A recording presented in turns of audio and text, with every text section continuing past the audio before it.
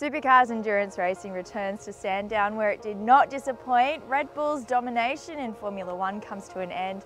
Toby Price was forced to pull out of a race, and SVG has some big NASCAR news. Let's get into it. The Sandown 500 returned to the Supercars calendar for the first time in 4 years with a race full of drama.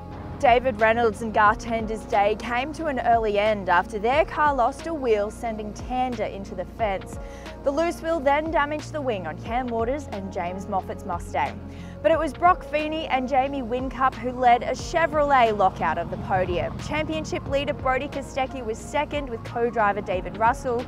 Shane Van Gisbergen and Richie Stanaway rounded out the podium in third after starting 19th. Super 2 was the lead support at Sandown as Ryan Wood and Cooper Murray shared the wins. Dylan O'Keefe took 2 wins out of the 3 in the Porsche Carrera Cup Australia Championship, while title leader Callum Hedge took the 30-lap mini enduro event.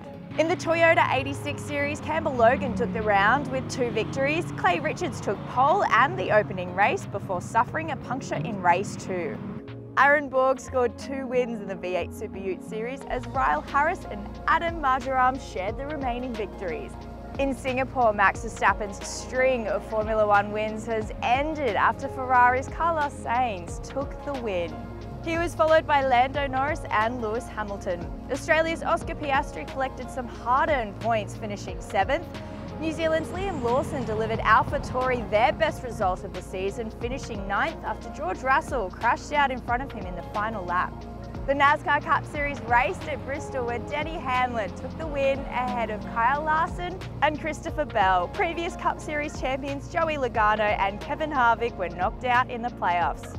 Australian Molly Taylor scored 3rd and 6th at the latest round of the Extreme E in Sardinia with partner Kevin Hansen. The pair now sit 3rd in the points. To Mexico at the Baja 400, where Toby Price and Paul Wheel of Team Australia were forced to retire early after suffering a front differential failure 120 miles into the race. Price had earlier qualified in pole position in the Quad Lock Trophy truck, 8 seconds ahead of the nearest competitor, but it wasn't to be, with Bryce Menzies claiming the win in his Ford Ranger Trophy truck. And another major motorsport news, Shane Van Gisbergen is officially heading to the United States in 2024. The 34-year-old has signed with Trackhouse Racing to compete in races across the NASCAR Cup, Xfinity and Craftsman Truck Series next year.